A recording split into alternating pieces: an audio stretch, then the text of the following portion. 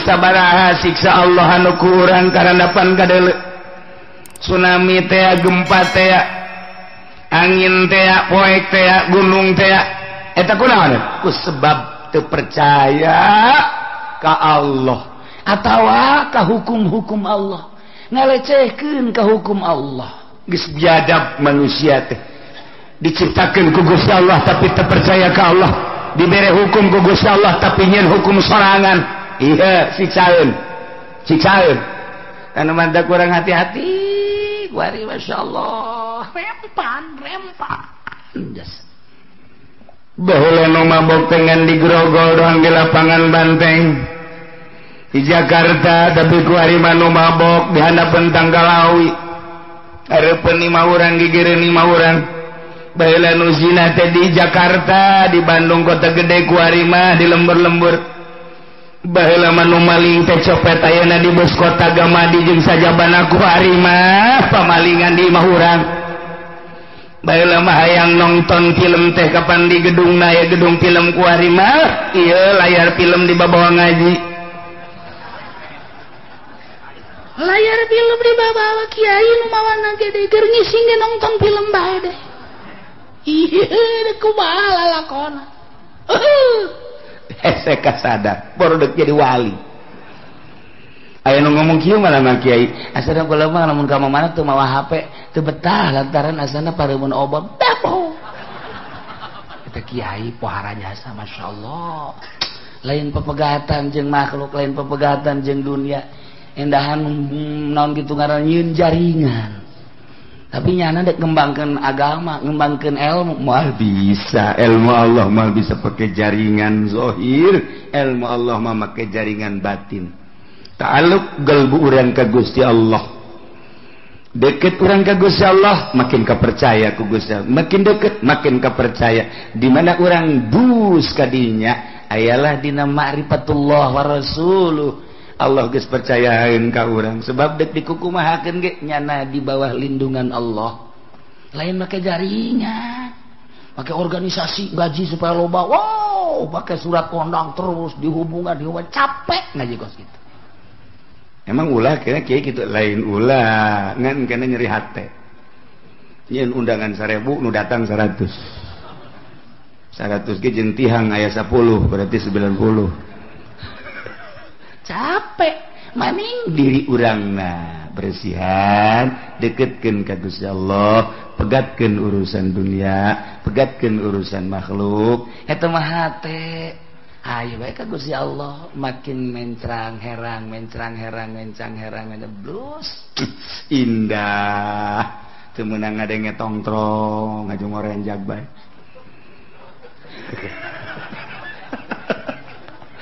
ngorejat asa gede tongkrong ngorejat kok mau jualan tongkrong ngorejat jasa terus gitu tah eta bersih hate garana masyaallah kuari batung ti mimiti kiai nanggeus kos kararia komo pamerintahan najun negor ka pamarentah eueuh di zaman Gus Dur mah dibuka lebar-lebar teh demo teh dibuka sakahayangna ayo hayang nyaho cak Gus Dur kumaha kemudian dipanggil diterima sok adu argumentasi dibuka lebar-lebar teh di zaman Gus Dur ulah aya sekat antara pemerintah jeung rakyat sebab naon pemerintah teh dek urusan rakyat lamun aya hijab aya sekat dek kumaha ngurusanana dibuka lebar-lebar demo diunggal negara diunggal kampung ayo ngan demo ulah sademo-demona siapkeun argumentasi madal tanya argumentasina nah dijawab ku Gus Dur makana kieu makana kieu kumaha maneh anu teu cair kabeh dibuka lebar setelah Gus Dur langsung SBY masih aya keneh 60% demo masih aya keneh diganti ku ari ku presiden urang terkurus sedunia teu masalah emang presiden urang kenyataanna kos kitu teu masalah eta ge cak nu lintuh ngomong gitu ge kumaha tak kuari tidak ada demo bahkan hampir Undang-undang kembali ke zaman Soeharto. Namun demo bisa tembak tempat. Encan sampai ke dinyamangan direncanakan temenak sekat makin jauh. Di zaman Gus Dur dibuka sekat. Rakyat jeung pemerintah tidak ada sekat. Pokoknya mandek nanya naon, beurang penting silahkan. Silakan di zaman Gus Dur mah, tapi kuari awas demo-demo, awas informasi dan lain sebagainya. Emang kuari kuah gitu. Siap. Jadi geus teu wani kuari mah. Nyara baris nyarana bae, urang nonton nyana. Teu bisa dek laporan. Lamun anak geus teu bisa laporan ka bapak dek kumaha jadina. Kula masuk inget ka dongeng bae lah di zaman gitu di India zaman tabiin. Aya seorang pemimpin India Islam harita keur carita pangarana nyana nyun lukisan gede jeung bagus lukisanana gandrung kan di India mah gandrung tanggal gandrung lukisan tangkal gandrung nu gandrungna keur mejeuna buahan didinya aya manuk enclak di buah gandrung kemudian bari macok gitu talukisanana.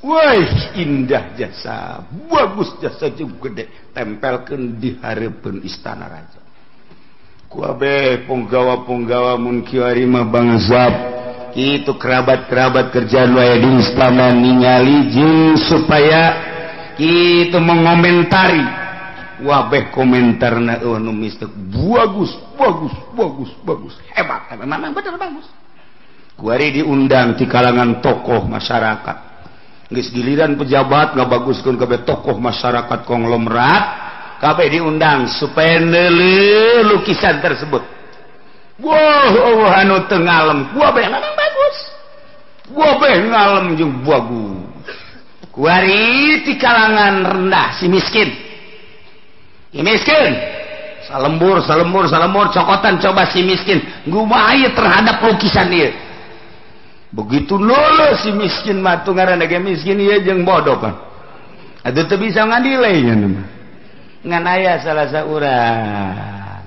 saurang miskin jasa cumplang campling tanya saurang ieu bagus tah si eta kumaha lukisan cek ulama ieu lukisan teu bagus. Kaget atuh. Wah, sana dibunuh sadeun bakurang. Teu bagus sakeuna ieu lukisan, bahkan salah. Panggil ku raja. Ke, berani amat ieu ngateu baguskeun jeung nyalahkeun. Sedengkeun ieu karya seseorang anu luar biasa. Aya anu ngalukisna. Borum. Di pelebah mana teu bagus teh jeung pelebah mana salahna ya. Raja ge sarua bingung. Panggil. Coba nyatakeun di harapan manusia. Kira-kira ieu lukisan bagus apa jore? Jore. Miskin ieu beranian amat miskin. Kira-kira ieu bener apa salah lukisan? Salah. Nyatakeun coba kuari di hadapan masyarakat. Di hadapan penggede-penggede ieu. Kagorengan jeung kesalahan jelaskeun. Caknya nate kieu ieu tangkal gandrung aju tangkal gandrungna keur buahan tere dipanen berarti mondoyot kemudian aya manuk mah di mana ge di mana enclak teh tilo konfirmasi heula setiap dienclakan ku manuk tangkal pare tangkal gandum jeung tatangkalan pasti ngoloy jeung manuk mah biasana sok ngadaharan bebas biasa barang dahar sebab ngaranna ge manuk nah ieu dideuleuh ku kula tangkaina teu ngeloy nomor kadua manukna bangun isinan ieu salah ieu ngagambar kos kieu teh wah kabeh uji bener oge cenah sok jabat bener oge hiji tangkal adu disinggahan ku manuk kemudian eta tangkal ajeg bae salah atuh nu geus kitu mah nomor kadua lagi mana manuk barang dahar kadinya ulah isinan ieu mah gambar manukna teh isinan lantaran anu dilukis teh tukangna jadi berarti keur macok ka ditu tanda bahwa ieu manuk teh isinan ieu salah raja tanya deui leuwih jerona deui kumaha ieu maksudna ieu teh kapan gambaran antara rakyat jeung pamarentah. Hartina pamarentah teh ieu tangkal gandrung anu siap dipondoyotan ku masyarakat. Kemudian hartina gambaran manuk eta adalah rakyat. Di mana bae rakyat mah deuk entrakna jeung irah bae. Geus di mana-mana ieu teu ngarasa beban, tangkal gandrung dienteupan ku manuk teu ngarasa beban, berarti eta teh tangkal anu bangkawarah. Don eta tangkal burung raja. Begitu ditangkap kula mah tangkal cacan lain raja. Ieu mah tangkal nu bloon. Belah itu namanya raja. Bisa fakir teh bisa miskin.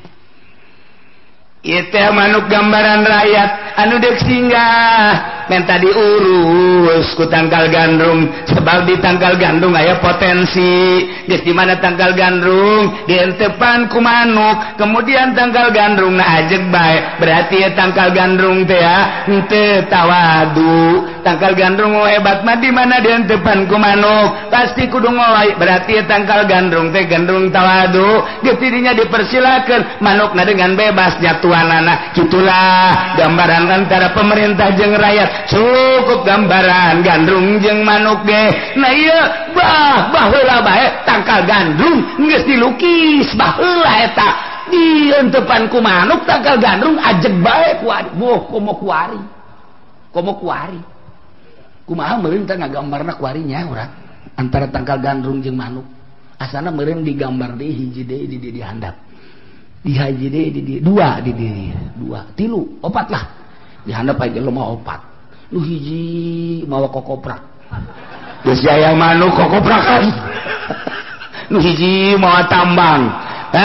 Geus aya manuk geus tambangan bae. Nu hiji deui mawa rante, nu hiji deui mawa peso.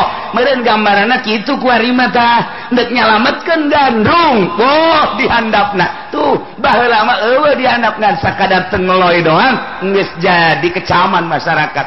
Begitu dipanggil si miskin teh deuk disiksa. Aya anu ngabela ulah disiksa sebab ieu deuleuh heula kehirupan sapopoena. Barang diteliti horenganan kanyahoan ieu waliun min auliyaillah. Kulantaran kanyahoan wali akhirna raja sieun menta hampura, maka ieu lukisan diganti ku ari mah. Setelah raja hendak menta hampura dididik ku eta wali, kuari eta dibelem lukisan nyieun deui ku lukisan anyar. Masyaallah tangkal gandrung dienteupan ku manuk nu enteup di dieu lain hiji, anu endeup enteup ge aya deui, nu endeup enteup di dieu loba jasa manuk, tangkal gandrung nang ngeloy bari jeung loba. Nah eta tanda bahwa siaplah pemerintah endeup mere dahar ka rakyat, deuk urusan rakyat bari aya dina katawaduan. Urang mah lamun neuleuh lukisan teh salukis-lukis bae. Urang lembur mah teu nyaho maknana lamun lukisan aya nu hargana 1 miliar, lamun lukisan nu hargana teh 10 miliar, lamun lukisan aya nu hargana teh 100 miliar, urang mah paling ge jebi nanaonan. Sebab naon tuh? Urang mah teu nyaho lukisan naon maknana naon. Lamun abstrak kumaha mana abstrak mah geus teu paham. Urang lamunnya ningali lukisan-lukisan Sufi ti Turki, ti Baghdad, maka harti ku kabehan ge. Lukisan jelemana, lukisan alamna, lukisan luhurna, lukisan segedegeunana, lukisan teu kaharti tapi ku jelema anu nyupi maka harti. Oh, ieu lukisan keur ekstasi poho ka alam dunia, hanya mengingat ke Allah Subhanahu wa taala. Jabarkeun ielah sosok manusia kieu, ielah dihandapna, ielah luhurna dan lain sebagainya. Ta eta kaabstrakanana eta lah nu mahal. Nu mantak di Baghdad deh aya lukisan anu geus ratusan tahun dijual 100 miliar. 100 miliar lukisan. Dari ngalagaan lukisan. Mana mangalukis dia ieu naon ieu lukisan? Ieu kareta jeung kareta tabrakan. Masyaallah. Guys, jeung deui balikeun deui. Ieu lukisan naon ieu? Ieu mah jelema. Heeh. Pan ieu beteungna gede. Ieu beteungna gede. Nu ngagedean beteung sa? Tah ieu ieu. Oh. Berarti ieu mah jinah heuh, tang bisa urang beteung gede dilukis. Gendut burung geuh bapak. Urang lukisan teh kos sekarang itu, Pak. Masya Allah, Masya Allah. Nah, iyalah kubang kawarahna umat-umat nu daheura mempertahankeun kakufuran sanajan Allah ngutus nabi ngutus rasul mawa mukjizat kadeuleu kunyana mukjizatna tapi teu percaya atuh di zaman Kangjeng Nabi urang ge urang onam ku ari teu ningali teu hadiran mukjizat Kangjeng kapan Abu Jahal mah ningali kehadiran mukjizat Kangjeng Nabi nyahoeun lamun dicuruh Kangjeng Nabi keluar cai nyahoeun lamun ketika Kangjeng Nabi keluar jelema harareas nyahoeun lamun bulan di harapan ku Abu Jahal turun ka handap beulah nu hiji asup ka dieu nu hiji asup ka dieu keluar dia maca syahadat langsung indit deui nyahoeun lamun onta ngobrol jeung Kangjeng Nabi nyahoeun lamun eta tunggul korma teh ngahing-hing ceurik menta suaka ka Kangjeng Nabi eta mukjizat Kangjeng Nabi luar biasa nganyahoan ku kabehan kehadiran ku kabehan tapi ku bakawara mah bakawara bae urang mah ku ari sakadar dongeng ti kiai di berjanji aya dongeng nu madak deueukeun teh berjanji teh ku Muhammadiyah bidah dolalah teh kajen di bidah-bidah ge urang nyaho ti berjanji al jannatu wa na'imu hasadul liman yusalli wa yusallimu wa yubariku alaihi أبتدئ الإملاء باسم ذات العلية مستدرا في البركات على ما أنا له أولى terus dibaca ku orang malam macam min hamli terus dari orang kan ngenaheun geus aya Syekh Ja'far anu nyieun dibidakeun ku Muhammadiyah jenteuing sebab naon urang nyahona ti berjanji dibaca ku orang berkahna luar biasa baca ku orang muludan berkah mah ulah wakaheula berkat nu jelas mah sia mah kadinya bae heran berjanji teh lain hayu kurang diasupkeun ka jero hate tungtungna memanggul berkat tapi eta ka berjanjina teh hormat sia teh meunang cau gede ti berjanji sia eta meunang anu ti berjanji tapi ka berjanjina teu ngahormat blohon amat baca kurang masyaallah orang lamun maca وَأَكْرِمْ بِهِ مِنْ نَسَبٍ طَهَرَهُ اللَّهُ تَعَالَى مِنْ سِفَاهِ الْجَاهِلِيَّةِ orang Zainul Wairan ku hadiran fi mawlihan warwa eta kan ngeunaheun urang oh sejarah Kangjeng Nabi ya Allah ya Rabbi tak dibaca walamma tamma min hamlihi syahran ala masyhur al mukhtalifatil marwiyah tufiya bil madinatus syanifatul munawwarah Abu Abdullah wa kana bajidan jangan coba mah nyetar kos kitu teh tileleutik bicara sombong amat emang sekali-kali yang sombong ya dan sebabna atuh kula tileutik di dieu maca sholawat jeung almarhum Abah teu kudu nara teu pernah kula mah bener henteu pernah nalar eta ngan anggal malam Jumat ngadengekeun malam Jumat kula malam Jumat terus-terusan sholawat maca berjanji atuh talar sorangan pokos urang ngadengekeun khutbah teh eta di atuh talar khutbah Jumat atuh dipake mah henteu ngan talar tuh itu mantap teu pernah nalar ngahajakeun kula mah bener teu pernah ngahajakeun nalar gitu tapi ka talar batur nu salah nyaho kula mah ai kula mah nu salah boleh salahkeun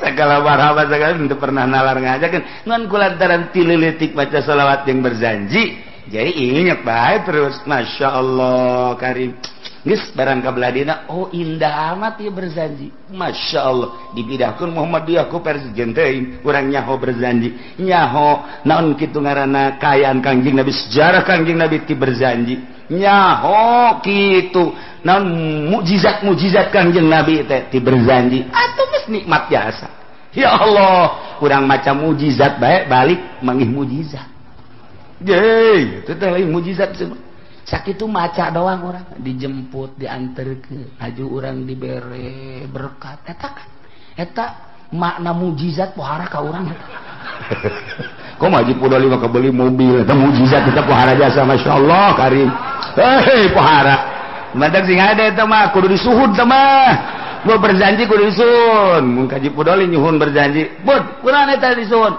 ieu masyaallah mukjizat ka beli mobil ye aduh masyaallah kudu mah diminyak misikan mukjizat eta dzalika yaqba'allahu ala qulubil kafirin sakumaha nu baheula teu iman ka para nabi ka para rasul padahal mah dibere mukjizat neuleuh jeung hadir tapi tetep bangkawara kunaon eta diceplok ku Gusti Allah hatena diceplok dilak dicap ku buang kawara sakumaha umat tu baheula hatena dicap diceplok teu daek iman yatba'ullah wa ala qulubil kafirin. Allah ge nyecap Allah nyepok ka hate-hatena nu kafir sanggana kuari. Di Amerika lain teu nyahoeun kana dongeng-dongeng Kangjeng Nabi, di Inggris lain teu nyahoeun informasi geus akurat jasa. Kuari mah informasi geus lain di surat kabar lain di majalah bae geus di segala rupa geus aya satelit.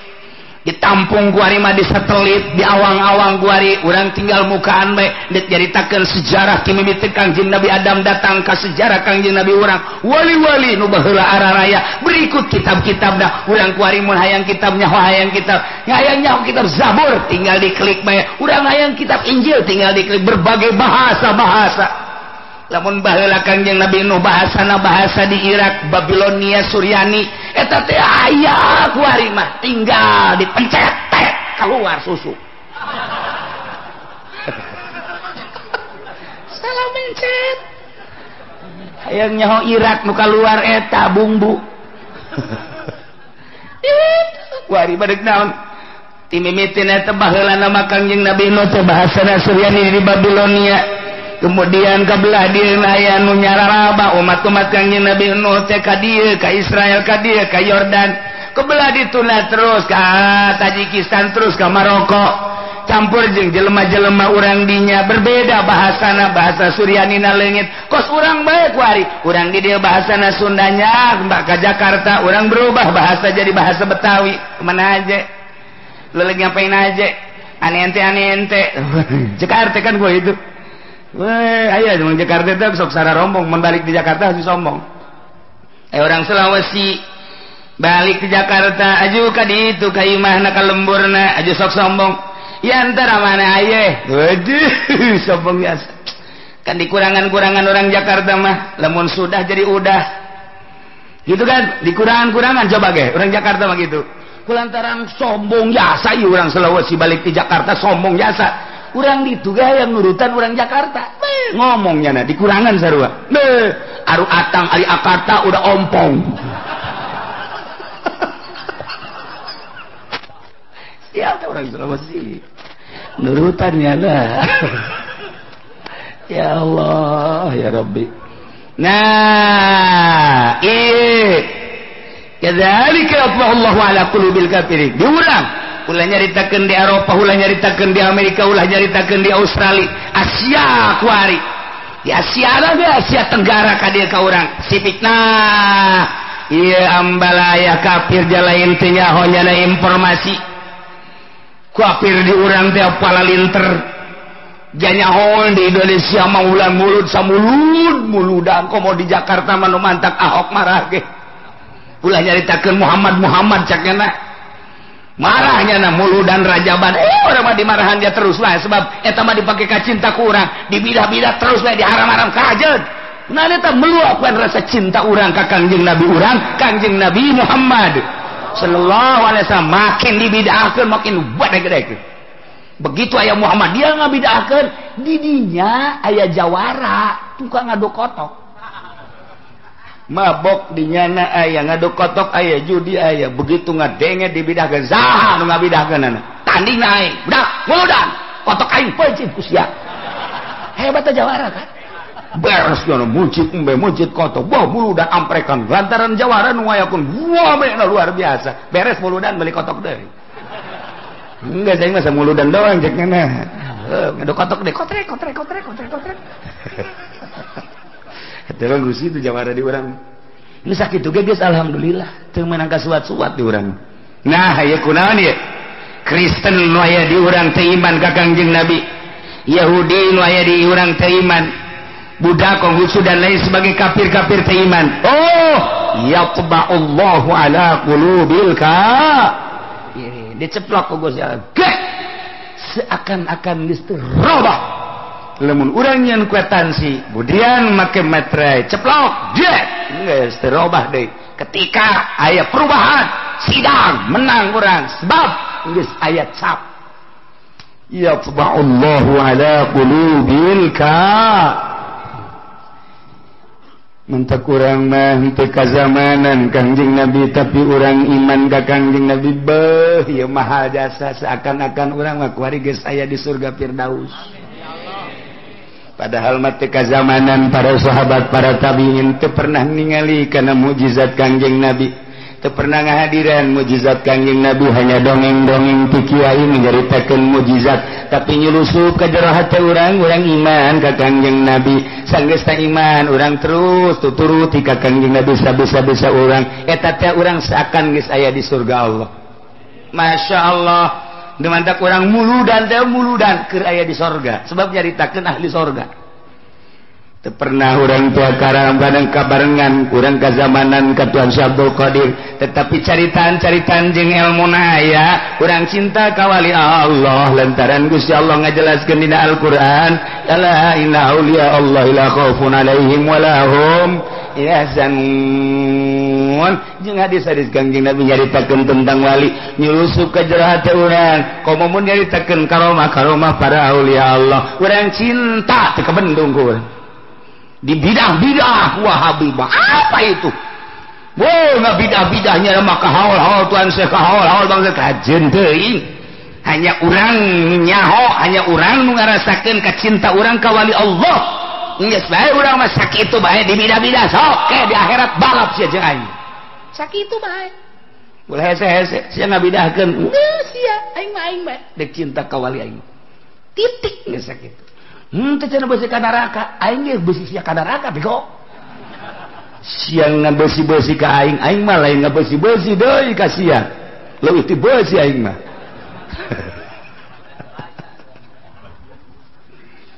Wa ma wajadna li aktsarihim min ahad. Wa ma wajadna tumanggihan kulan wagung kana lolobana manusia min ahdin tina nyumpunan perjanjian. Urang teh baheula di alam arwah teh ditanya ku Gusti Allah, "Hei arwah, nun Gusti. Alastu bi rabbikum?" Lain takola pangeran jen. Qalu bala syahid. Sumuhun Gusti. Abdi teh percaya bahwa Gusti teh pangeran abdi nyaksian. Hei. Nek nurut padeh ka kaula. Sanes nurut deui atuh Gusti ja Gusti teh nu nyiptakeun abdi. Moal maksiat. Baja abdi kudu maksiat. Nyaan mana diparentahna Allah teh bakal nurut? Beuh Gusti, buktikeun ku Gusti. Di mana abdi engke ke alam dunia kebalik deui ka Gusti deleukeun abdi mah moal maksiat saeutik-eutik acan. Hega tuh. Tah eta janji urang baheula di alam arwah. Terus dikaluar-luarkeun ku ari. Tek ahok terima. Si siang-siang melingseng teh. Cinglu teh iman. Insyaallah stegwan teh iman. Lupa jasa.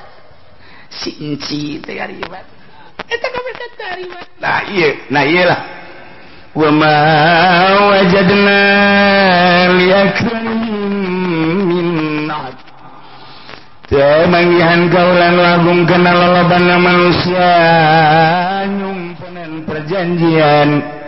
Yauma azil misak dina poean jarang dibaheula dengan ucapan qalu bala syahidna. Abdi teh nyaksian percaya bahwa Gusti teh pangeran abdi teh bade ngalaksanakeun sakumaha tugas-tugas ti pangeran.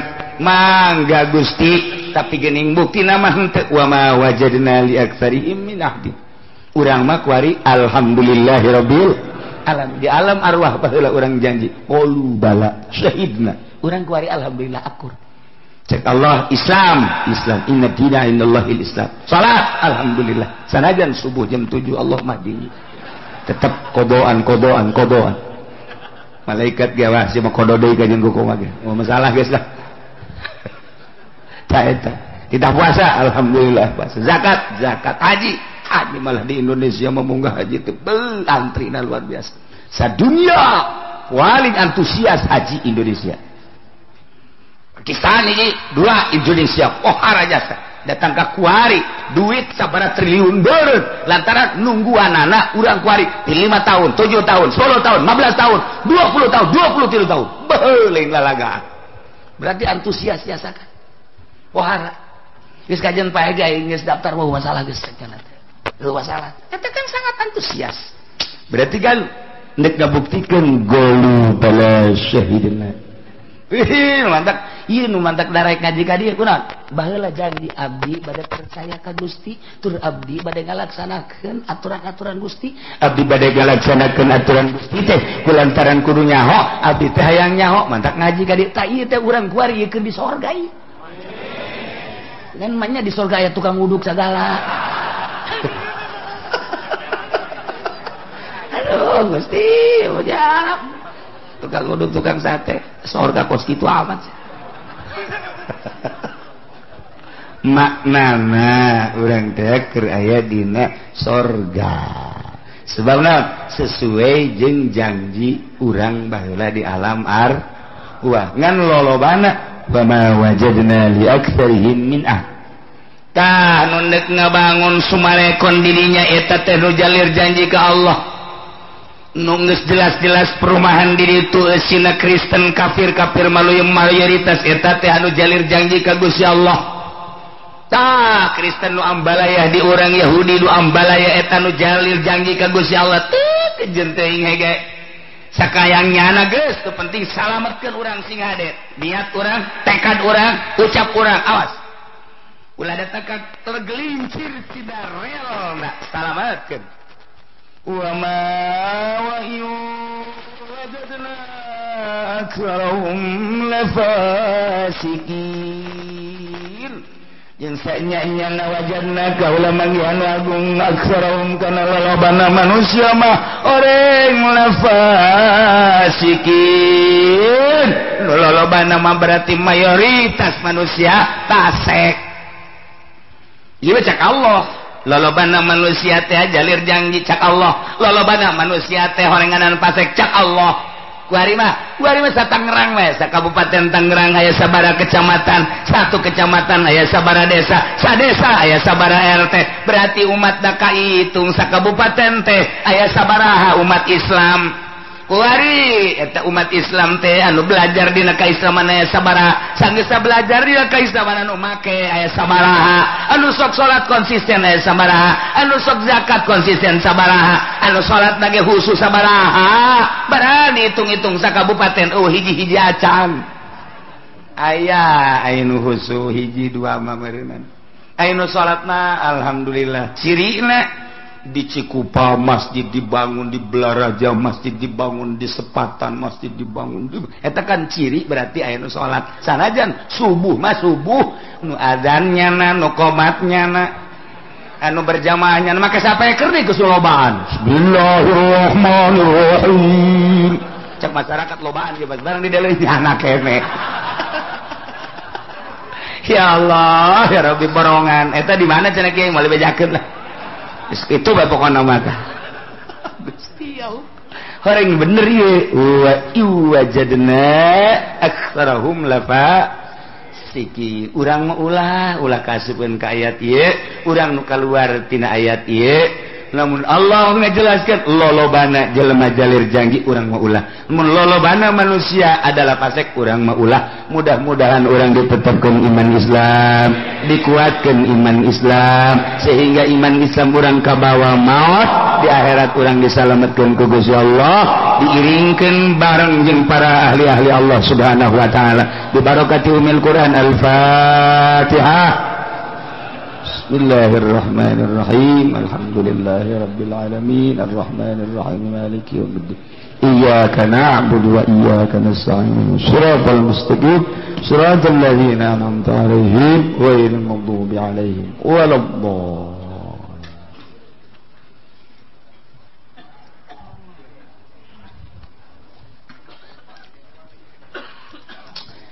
Bismillahirrahmanirrahim. Warwiya anahu lam membuatkan kesatuhune kalakuan kutilai kuden bunuh bisababi Zakaria alaihi salatu wassalam kalawan sebab kanjing Nabi Zakaria alaihi salatu wassalam lama kutila sama saban bapanya Zakaria dan bunuh apa sabauna alpan 70.000 wa kutilalan dan bunuh bisababil Husain kalawan sebab Sayyidina Husain sabangnya alfin apa 700.000 agama gola atau kaya yang ngucap warau inta ustatu ya gaul waral hafi lalu sekalian sebagai hafi Abu Nuaim kuning Abu Nuaim annal fasaqata satu ini pirang-pirang kang dasar lemah kotalu ku samang-sama ini ya fasaqah Ali al-akbar ing Ali al-akbar wa labal Husain tegasana kesina Husain telah Husain Abi maka nyupinya ya fasaqah ing ki Zainal Abidin alladhi huwa 'ala al-asghar kang utaya Zainal Abidin niku tetep ingat sekang cilik liaqatluhu depan yang bunuh ya fasaqahu ing Zainal Abidin fawajaruhu maridan maka nemulah ya fasaqahu ing Zainal Abidin ingkang gering fatarakuhu maka ninggal ya fasaqahu ing Zainal Abidin wa kana ummuhu lanana apa umur Zainal Abidin hindang kutilu waktune wahina qatalu akahu waktuna mataini ya fasaqahu ing dulure ya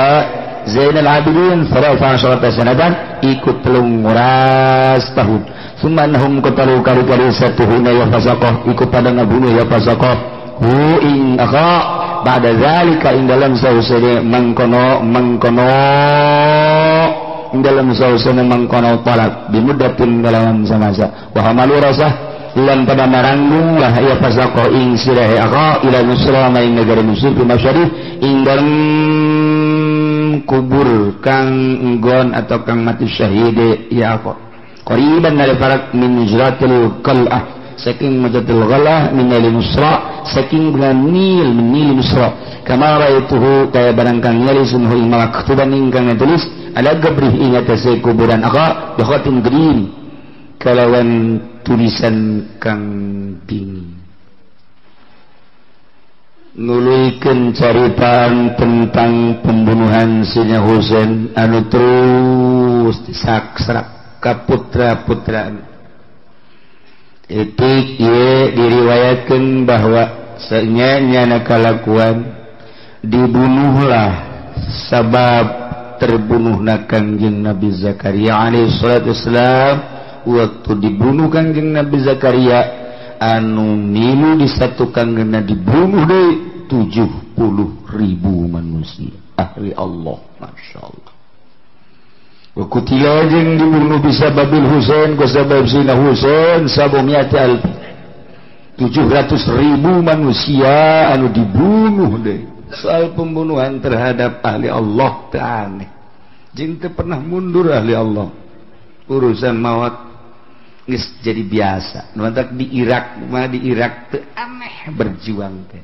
urusan eleh jeung menang lain urusan urang teu penting berjuang geus teh gimbir urang Irak Irak Iran Persia teh negara-negara kuno tiba ogama gola indah waral Hafiz Abu Nuaim Kiai Hafiz Abu Nuaim nyarioskeun anal fasaqata saenyana jelema-jelema anu buang kawara nu para rasik begitu manehanana ngabunuh Ali al-Akbar putra daripada Sayyidina Husain Sayyidina Husain gaduh putra ngaranna Ali Akbar kuburanna di Iran Ali al-Akbar aya Ki Ali Murtadha aya Ali Akbar aya deui kitu Fadl itu makam rame di Iran harajas jelema-jelema nu para rasek neangan Madinah ieu ngaranna Zainal Abidin nu harita masih keneh leutik keneh maksudna mun aya dek dibunuh teangan disak-sak Zainal Abidin kapanggih Zainal Abidin teh pawajaduh cuman keur dibere muriang panas ngahodhod Zainal Abidin teh kulantaran muriang pataraku diantep ditinggalkeun harita umurna waktu jelema buang kawarah ngabunuh dulurna yani Alal Akbar Zainal Abidin mah umurna kakarak 13 tahun diantep tanu mantak ieu thariqah teh Kangjeng Nabi ti Kangjeng Nabi ka Sinali ti sana ka Sayyidina Husain ti Sayyidina Husain ka Zainal Abidin kadinya jalurna kadinya thariqah nu moana basa dunya kitu bae malaikat Jibril Gusti Allah malaikat Jibril Kangjeng Nabi ka Sayyidina Ali lamun anu kitu kasih Abu Bakar aya Sina Ali mayoritas Sina Ali Sina Husain Imam Zainul Abidin eta Imam Zainul eta tah Masya Allah nu nyana salawat sebab harita waktu kurduk diberudu dibeakeun kabeh zuriat kanjing dibeakeun manehanana muriang berarti muriang teh aya manfaat muriang aya manfaat da ongkos du kamari ieu teh kapal saurang teh teu keluar kapan pasporna nyana mah teu bisa nah begitu nyana teu bisa kan marah nyana wah kenapa saya marah sedangkan bisnis begitu teh kaparagak alhamdulillah berarti kan eta paspor teh keluar teh alhamdulillah sareng nu ojol teh nu ojol sarua bae aturan mah nyana kulantaran nyana mah atuh di ojol baik tuh maneh mah tuh kursi di ojol nyana mah teu berangkat terjadilah kecelakaan nyana alhamdulillah hadena ojol tuh kan gitu Dimana kurang ge ulah sok bingung eta geus aya rahasia Allah lamun urang boga kabogoh anu geus janji sehidup semati kemudian kabogoh urang dibawa batur deleukeun aya hikmah da ge di satukangeuna ulah sok marah naon hikmahna horenganan stres tah lain hikmah mah malah aya hikmah dokter carita doang aduh sia kunaon ngajang jawing amat bogoh dibawa batur cerehan amat nah kunaon teh disusul nislah wa bil qadari khairihi wa syarrihi minallahi ta'ala geus teu daya teu upaya bae lumpat ka dinya bagus teh geus saya mah kumaha Allah bae lah geus takdir Allah pasti aya rahasiaan di satu kangenan lalaki kos teu boga peler bae nah geus kajeun da peler mah aya ieu anjeun teu ka mamana ku aing sok dicekelan we ge peler itu sih ente marah, semalam aturan Tilauhil Mahfud dan berarti nggak sih? Luhur ya budak ya luhur. Jadi ledek naon gitu terus sebulan 2 bulan 1 tahun bener.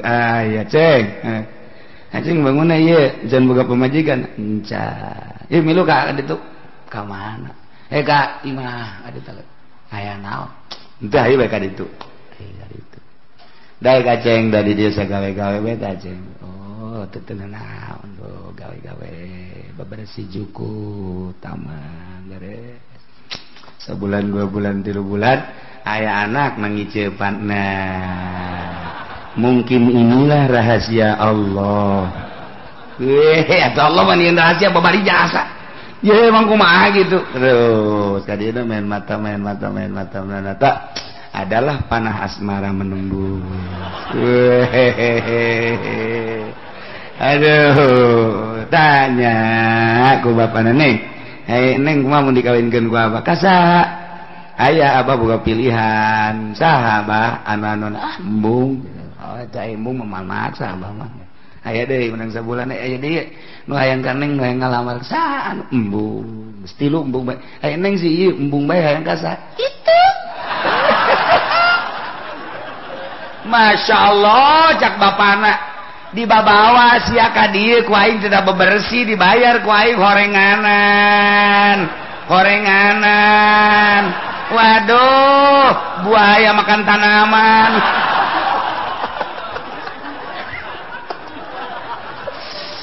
tapi bener geus rahasia Allah geus abah mah geus hidup bae nu penting bahagia batus ya rumah tangga geus masalah geus ngapamah nu penting bahagialah di dunia ieu jamal kebal jasa kaderna ku aing salatna bagus baca Qur'anna bagus lah tuh di dunia ieu di abah ge jamal beak geus lah pokona mah tah kawinkeun tuh itu rahasia Allah tuh inditna dibawa ka bogo nu itu tunggu aya rahasia di balik udang Masya Allah karim pokona mah geus nuhun urang budak rahasia Allah asal urang sadar aya kege aya urang ngangen kurang sadar doang urang ulah mesti mun aya musibah nah sodmatil ula tanu dideuleu ku Gusti Allah sodmatil ula teh begitu musibah datang eta nu dideuleu ku Allah urang dibade panyakit sodmatil ulana sabar ya Allah itu saran mah masalah ngan ti Allah sadar urang teh ta eta teh sodmatil ula Allah bakal naikeun derajat urang lempang ya begitu urang lempang ditajong boblok ka batu teh neuleuh meureunana cak batu emang aing iraha neuleuhna Jadi mati balik itu nih. Sia, kunaon nyarekan naing cak batu. Eta sodbatil ula urang ngarasula teu bagus. Tapi lamun urang ditajok, masyaallah, alhamdulillah Allah najongkeun nan jempol ya ka batu poe ieu. Geus, Allah naikkeun pangkat. Ieu eta sodbatil ula, muriang urang ge. Bos ka anu. Geus, rumah sakit anu geus rumah sakit makan geus ka Singapura, geus bebeakan kakak sabar. Kieu. Nah aja. Emang teu berobat lah, geus sabar bae lah. Nyeuna geus kumaha Allah bae. Pan ieu kakara kadenya ku ba Allah, deuk naon deh atuh geus beak sagala cek. Ta eta mah teu direken da Bos kitu mah teu direken ku Allah.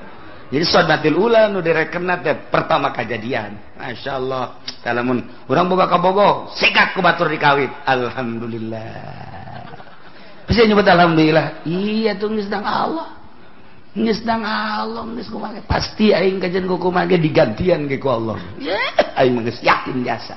Bener menang satahun teh aya. Saya can kawin ya. Yuk kal murain.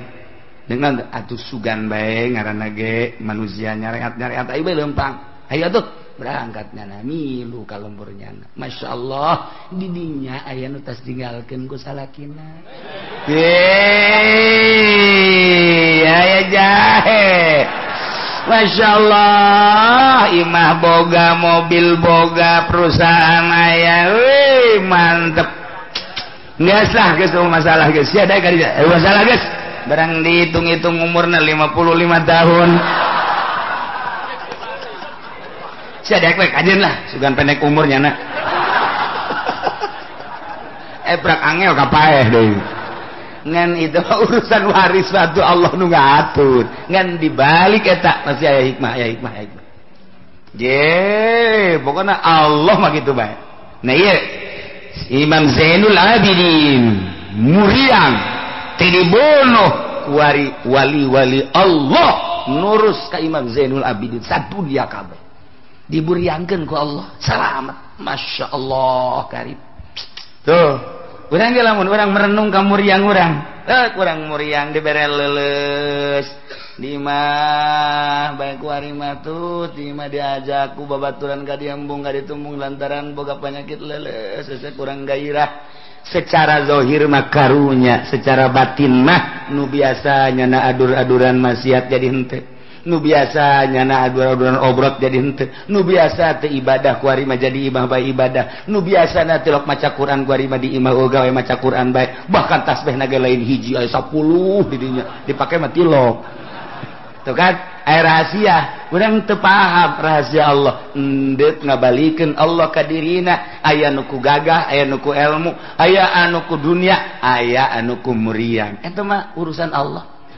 Urusan Allah mah urang teh kembalilah ka Allah, ditingali hikmah-hikmahna. Masyaallah. Cuman urang bodoh, hanya wali-wali Allah nu nyaho. Wali Allah nyaho ieu muriang kitu maksudna. Ieu sugih ieu maksudna. Ieu teh boga jabatan ieu maksudna. Artina maksud teh aya anu cilaka, aya anu bahagia, geus nyahoan wali mah nya. Diberenya ieu ku sabab jabatan bakalna cilaka. Ieu ku sabab sugih bakalna salamet. Ieu ku sabab susah bakal salamet. Nyaho tah. Aya anu sugih nyalametkeun, anu sugih nyelakakeun, susah nyalametkeun susah. Dibere terbuka ku Gusti Allah, wali Allah mah plak ngan teu meunang. Nyana ngomong secara tasreh paling kinayah sebab lain nabi. Nah leutik keneh ngan alladzi huwa 'alal asghar maksudna nek dibunuh tapi kulantaran muriang henteu maka harita umurna 13 tahun summa innahum gadaluh dulurna Ali Al-Akbar dibunuh. Nah, sanggeus dibunuh, sirahna dipotongkeun sirah. Ceger. Biadab da urang luar negeri. Ulah aya cek jalan turunan Kangjeng Rasul. Putus. Disikat habis. Eta sirahna dibawa ka Mesir, ibasyadihi gabiban min majratil gal'ah. Di kuburan para jelema nu maut syahid min Nil Misra. Aya dinya deket min majratil qal'ah tina bengawan Nil Mesir sakumaha nu ku kaula cek musannif ningali tulisanana ala gobri bi khatin qadim tulisan anu baheula aya di Mesir bengawan Nil kemudian kabelah kitu non kana kidul tadinya aya itu kuburan Masad ada tempat-tempat jelema nu maut syahid di dinya di kuburan. Oh, urang lamun ningali pakuburan di Mesir ahli-ahli Allah pohara. Di Mesir bagus pohara, ngan ka pohara ada tu pohara di kotorna di poharanya, sampah di mana-mana. Eta urang ziarah ka kuburan Imam Syafi'i, belah dieuna teh jajalenan Imam Waqi'. Ziarah cukup di jalan bae, lain lantaran kotorna pohara. Ahli Allah dah, ahli Allah, loba jasa di Mesir, tapi kuarit terurus. Bentuknya mungkin ke bentuk demo. Tadi Al-Azhar ambalaya sampah-sampah. Meureun ku sebab ieu teu satuju jeung pemimpinna keur diantep. Atuh dibersihan mah gampang di Mesir mah. Sadaekna ditut lapangan, dibelum dan lain. Bentuk demo ti masyarakat diantep. Bangawan Nil ge geus terurus. Terus bangawan-gawangan nu lainna. Naon kitu ngaranna solokan-solokan anu ti bawangan Nil. Sampah hidung caina. Kos gitulah ala kadar cerita Mesir jeung ieu sirahna dikubur kitu di Masyad eta min Nil Nusra kama itu ayat tulisan bi khatin qadim wa indahu rasul Sayyid Zaid wallahu a'lam bissawab.